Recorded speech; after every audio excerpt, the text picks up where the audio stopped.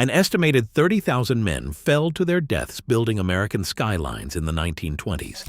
Safety nets already existed. Harnesses had been patented for over a decade. Yet ironworkers, hundreds of feet above New York and Chicago, didn't just lack fall protection, they actively refused it. Even after watching the man beside them drop from a beam. The technology was available, marketed, affordable. This wasn't ignorance. It was something far more unsettling. A world where money, masculinity, and peer pressure made preventable death routine. And it began with the most reckless building boom the world had ever seen. By the early 1920s, the skylines of New York and Chicago had become construction sites on an unprecedented scale. More than 100 major towers rose in Manhattan alone during the decade, each one competing to outdo the last in height and in speed. Chicago, not far behind, added nearly 70 new steel-framed office buildings and hotels, transforming the city's core year after year. This building frenzy demanded a workforce as vast as the ambitions of its developers. Payroll records and union ledgers from the period count between 80,000 and 100,000 ironworkers, riveters, and crane operators laboring across both cities, enough to populate a small town all perched on steel above the streets. Developers and financiers saw these projects as races, not just against gravity, but against each other. Contracts routinely included early completion bonuses, sometimes $50,000 or more for finishing ahead of schedule, at a time when a worker's weekly wage might be $35. Delay penalties were just as steep. A single day lost to weather or accident could wipe out a contractor's profit margin. The pressure to deliver floors at breakneck speed filtered down through every level of management.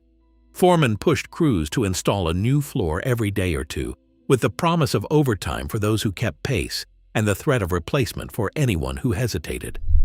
Speed mattered above almost everything else. The numbers tell the story. New York's steel contracts tripled from £45 million in 1919 to more than £120 million by 1928. Chicago's annual steel consumption soared as well, feeding a skyline that seemed to redraw itself every month.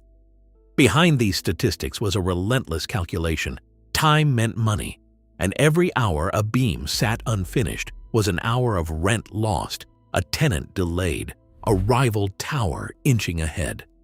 Safety measures that slowed the pace even slightly were seen as obstacles to be avoided. The faster a crew could move, the more valuable they became to developers eager to claim the next record-breaking tower. This economic engine shaped every decision on site. Insurance carriers adjusted their premiums based on accident rates, but the cost of a fatal fall was often less than the price of a week's delay. Contractors weighed the expense of safety nets and harnesses against the financial rewards of speed, and time after time, speed won. In this environment, the demand for labor was insatiable, but the value placed on each individual worker was brutally pragmatic. The boom created opportunities, but it also set the stage for the dangerous shortcuts and cultural pressures that would define life on the high steel. A rivet crew on a skyscraper in the 1920s moved like a living machine, every man locked into his role. The heater crouched over a coal-fired furnace, pulling red-hot rivets from the coals with a pair of long tongs. He had no more than 12 seconds to get each glowing rivet out before it cooled. Less time in winter wind, more if the furnace ran hot. With a practiced flick, he tossed the rivet upward, arcing it through open air. The catcher, perched on a 2-foot plank more than a dozen stories above the street, snatched the rivet mid-flight with thick leather gloves. Missing meant a scramble as the hot metal clattered down the steel, or worse, a dropped rivet could start a fire far below. The bucker waited at the joint, hammer in hand, muscles tense. As soon as the catcher passed the rivet, the bucker jammed it into the hole, bracing his body against the steel. Another man, the riveter, drove the head flat with a pneumatic gun or a 6-pound sledge, depending on the site. The cycle of heat, throw, catch, buck repeated every 12 seconds. Crews installed between 30 and 35 rivets per minute, hour after hour, sometimes topping 250 rivets before the first break. Each man balanced on a plank barely wide enough for his boots, often with no guardrail, sometimes a single rope tied around his waist. The wind could whip at jackets, sleet could make the wood slick, but the rhythm never stopped. The pace left no room for hesitation. The heater's timing set the tempo, but any fumble from the catcher or bucker could halt the whole crew. Every movement was calculated for speed and survival.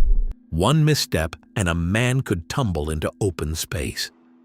The need for absolute freedom of movement was not just a matter of comfort, it was essential for keeping up with the relentless demands of the job. Straps, harnesses, or heavy netting would have snagged on tools or slowed the handoff, threatening both efficiency and safety as the men saw it. The plank beneath their feet was narrow, the space to maneuver even tighter. In those conditions, any restriction felt like a risk. Day after day, crews repeated this choreography high above city streets, their bodies adapting to the steel's sway, the roar of rivet guns, and the sting of hot metal. The physical demands shaped not just their muscles but their attitudes toward the job. For the men on the high steel, mobility meant survival. The rhythm of the rivet crew was as unforgiving as the skyline they built. Fatal falls on high-rise jobs were not rare flukes. They were a constant, looming presence. During the 1920s, construction deaths in the United States reached an estimated 30,000, with ironworkers accounting for nearly a third of all workplace fatalities. In New York City alone, annual reports counted over 80 ironworker deaths each year, with peaks well above 100 during the busiest years of the skyscraper race. Chicago's records tell a parallel story, more than 70 deaths a year, sometimes more than one for every 1,000 workers. These were not isolated incidents. Every major tower left behind its own grim tally, 5 to 14 dead on the Woolworth building, as many as 14 on the Chrysler, and countless more whose names never made it into the official ledgers.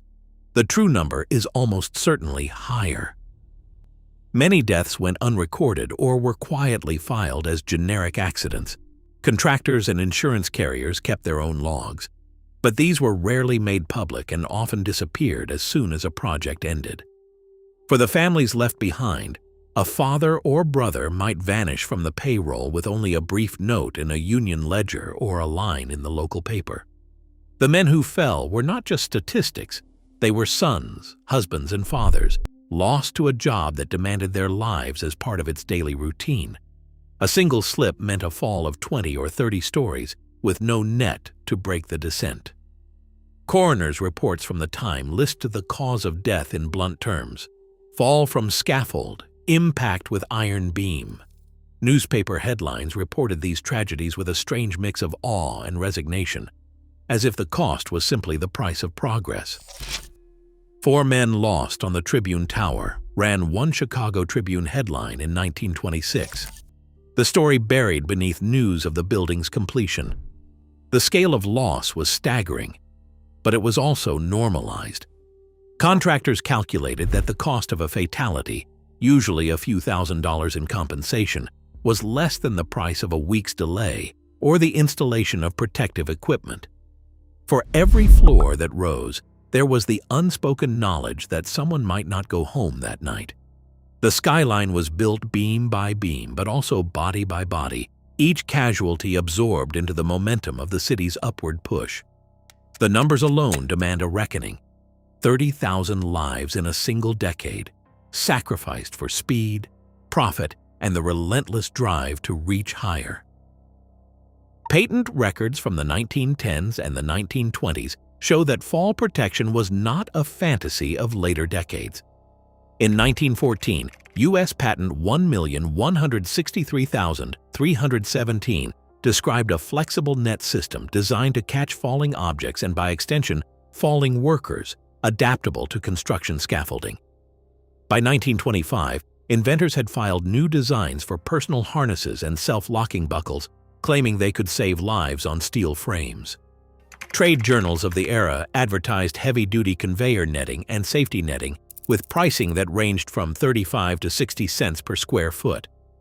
An individual harness cost between $18 and $30, a significant outlay for a single worker, but not unimaginable on a large contract. The U.S. Netting Incorporated catalog, tracing its lineage back to the early 20th century, lists woven webbing and mesh similar to what was available for industrial use at the time. Yet photographic archives from the Woolworth and Chrysler buildings tell a different story. Workers appear on beams with no visible nets or harnesses. Publicity images like the famous lunch atop a skyscraper were staged to heighten the sense of danger, deliberately omitting any sign of safety equipment. No contractor ledgers or union records from the 1920s disclose purchases of nets or harnesses for major projects. Ads in the engineering news record promoted netting for factory floors or shipyards, but rarely mentioned high-rise construction. On paper, the technology existed. In practice, it was almost never seen on the steel skeletons of New York or Chicago's tallest towers. A safety engineer reviewing these records might point to the technical limitations of the day, nets that required heavy anchoring, and harnesses without reliable anchor points. But the evidence is clear. The tools were available for those who wanted them. The question was never just about invention. It was about why these protections stayed in catalogs and patent filings, rather than on the job. On the steel beams, the men who built the skyline had their own reasons for rejecting safety nets and harnesses. Reasons shaped by the reality of the job, not just bravado. Ironworkers spoke bluntly about the problems. Nets, they argued, got in the way. On a narrow 6-inch beam, every inch of space mattered. A harness or a tangle of straps could catch on a rivet gun or snag a boot, turning a quick step into a stumble. One riveter recalled, "If a belt grabs you at the wrong moment, you're done." Fatigue was another constant worry. Early nets were heavy, sometimes weighing several pounds per square foot. The extra rigging meant more weight to haul and more time spent climbing over obstacles. In summer heat, the added bulk left men drenched and exhausted. A harness, even when worn tight, could chafe the skin raw by midday. Workers worried that the effort to move around or untangle themselves from the gear would sap their strength before the shift was over. Some voiced a different fear, the jolt of hitting a net after a fall. Oral histories mention men who believed a net would only break bones or leave them dangling, unable to climb back to safety. There was a sense that a fall, if it happened, should be quick, not a drawn-out ordeal. One crewman put it simply, "You hit the net, you're still not walking away." These objections weren't just excuses. They reflected the daily calculations of men who knew how easily a fumble could end a life, and who weighed every piece of equipment by what it did or did not do to keep them moving, focused, and alive. The practical pushback on nets and harnesses was as much about survival as it was about pride. But on the beams, that line was blurry, and the conversation never stopped at comfort or convenience. It ran deeper into the culture of the trade itself. On the high steel of the 1920s, ironworkers built more than towers. They built a reputation. The phrase "high steel man" carried weight on every job site from the Bronx to the Loop. Union newsletters and crew bulletins from the decade are filled with stories that celebrate a kind of working-class heroism, where the ability to walk a 6-inch beam hundreds of feet in the air became the ultimate proof of manhood. In union convention speeches, leaders described their members as men who fear neither height nor hazard, setting a tone that filtered down to every crew assembled at dawn. The Pride framework was clear. To be an iron worker was to be fearless, self-reliant, and utterly dependable in the face of danger. This code did not just exist for show. Crew culture enforced it through daily ritual and shared language. Jokes, nicknames, and even the way a man carried his tools all signaled whether he belonged. A riveter who hesitated on a beam or suggested slowing down for safety risked being labeled a greenhorn or, worse, a net man, a term used with open contempt in some union minutes. The expectation was that every member of the crew would match the pace, keep up with the rhythm, and never ask for protection that might suggest weakness. The union's own newsletters from 1926 and 1927 praised men who finished a floor a day ahead of schedule, calling them true sons of the iron, while hardly mentioning those lost to falls except as reminders to keep your head and your balance. The high steel man label did not just describe skill, it defined identity. Oral histories from the era recall young apprentices watching older men straddle beams with nothing but a rope or a plank beneath them, learning that to show fear was to risk being ostracized. The sense of brotherhood ran deep, but it was a brotherhood built on shared risk and mutual expectation. Crew leaders, often veterans of a dozen skyscraper jobs, set the tone by refusing to wear harnesses or ask for nets, reinforcing the idea that courage meant going without. The union's official stance, preserved in meeting transcripts, focused on job security and wages rather than safety rules, reflecting the belief that danger was simply part of the trade. This collective identity shaped every decision on the steel. The pride of being a high steel man overrode individual concerns, making the refusal of safety equipment a point of honor. The culture did not just tolerate risk, it celebrated it, turning the dangers of the job into a source of pride.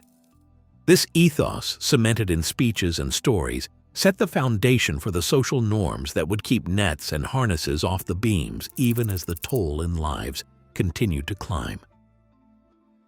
In the 1920s, Mohawk ironworkers from Kanawake became fixtures on New York's skyline.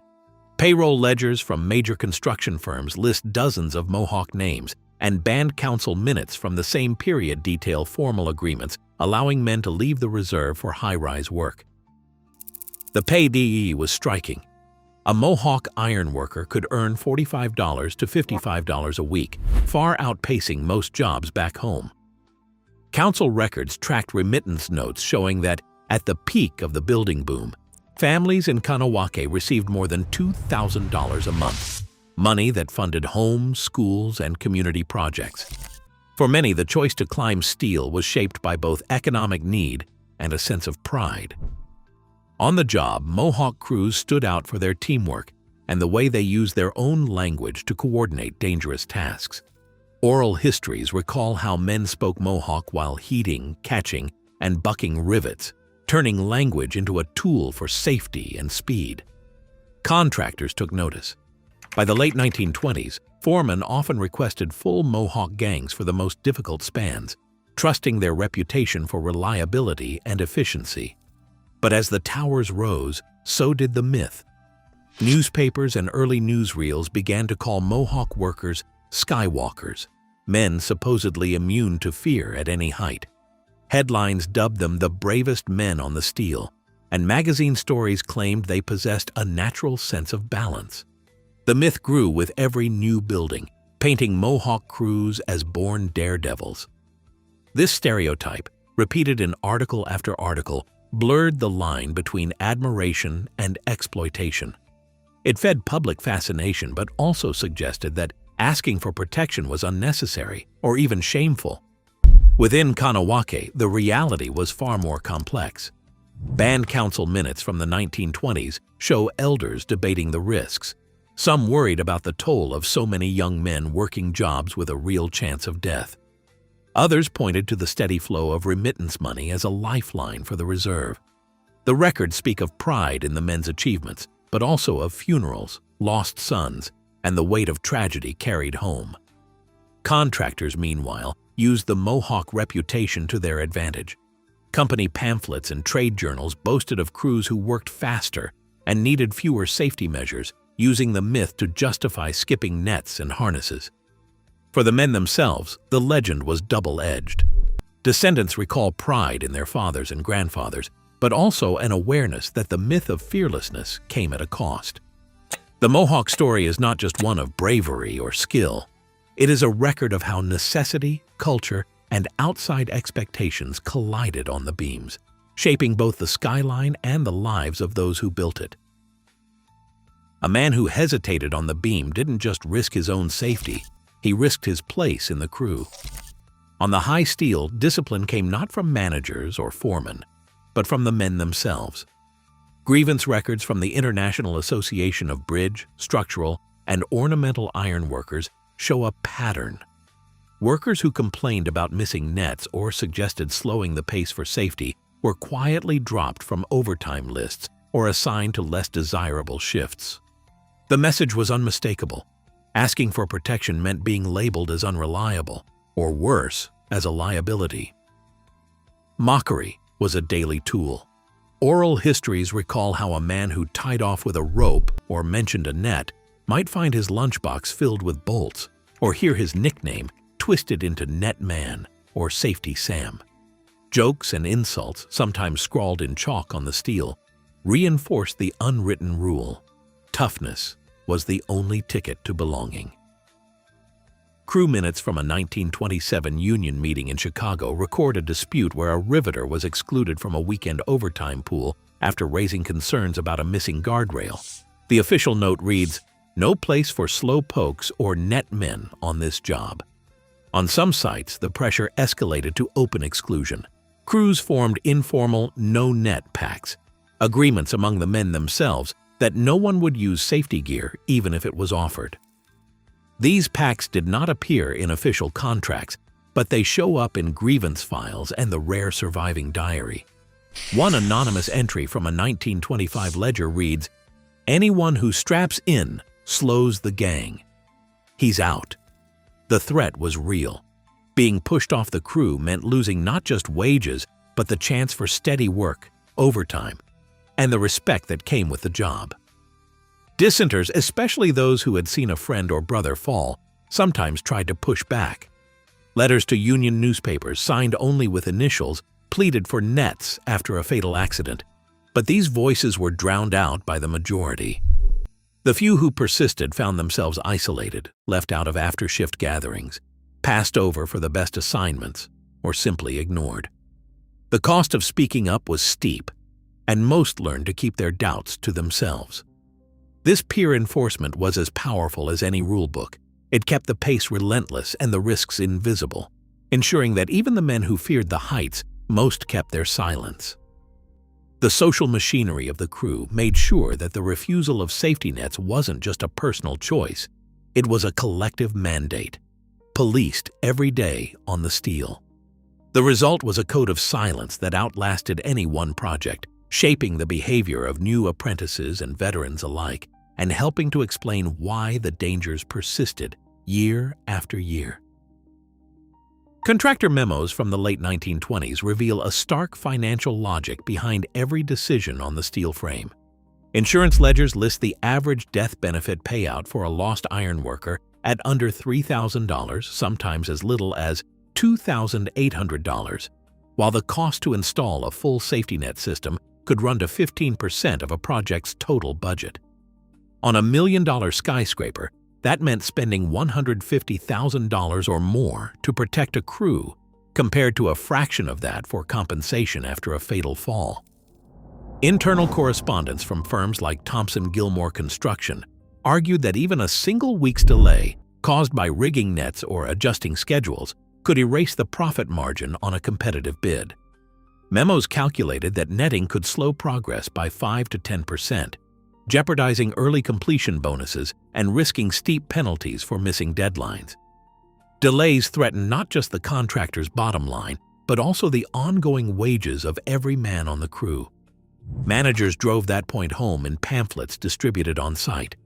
Many contracts contained clauses that shifted liability away from the employer, stating that falls occurring without safety equipment were the worker's own risk.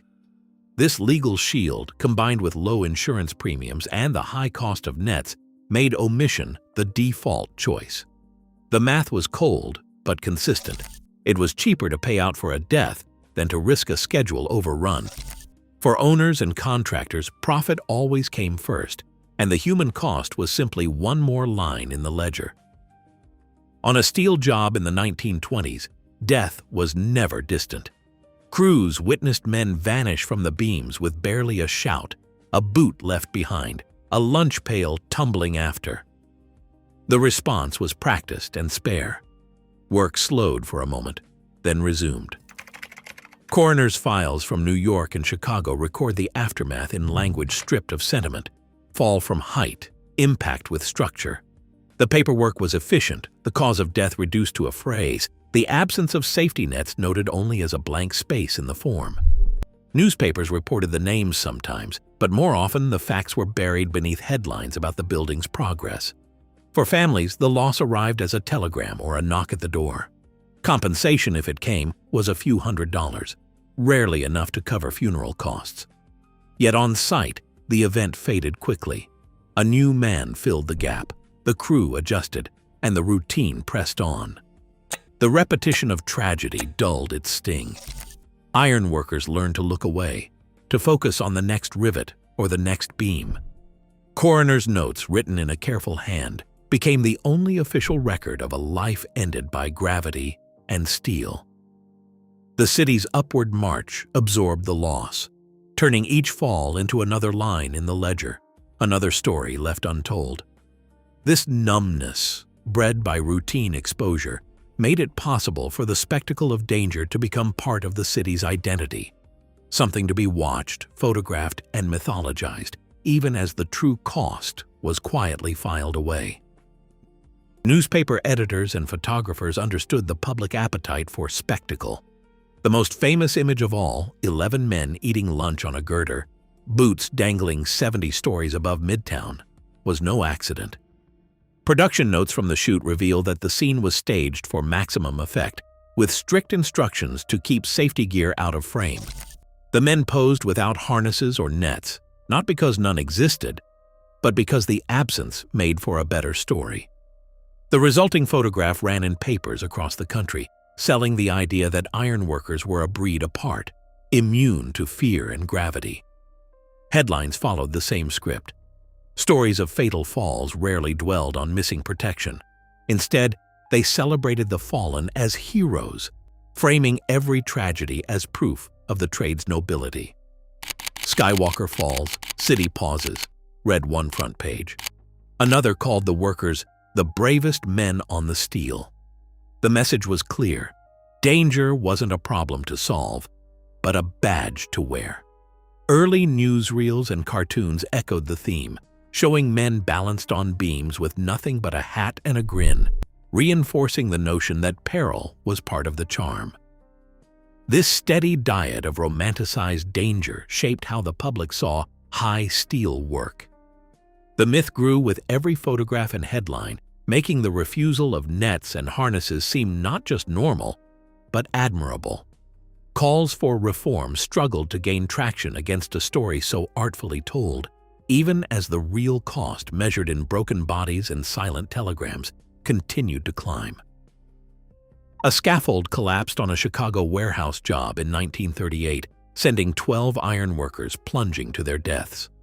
Within days, city officials called for emergency hearings, and the press filled front pages with the names and faces of the men lost. Grieving families crowded the courthouse, some clutching pay stubs and faded photographs, demanding to know why nets had not been used when they were available. Testimonies from widows and children echoed through the chamber as union representatives and contractors traded blame.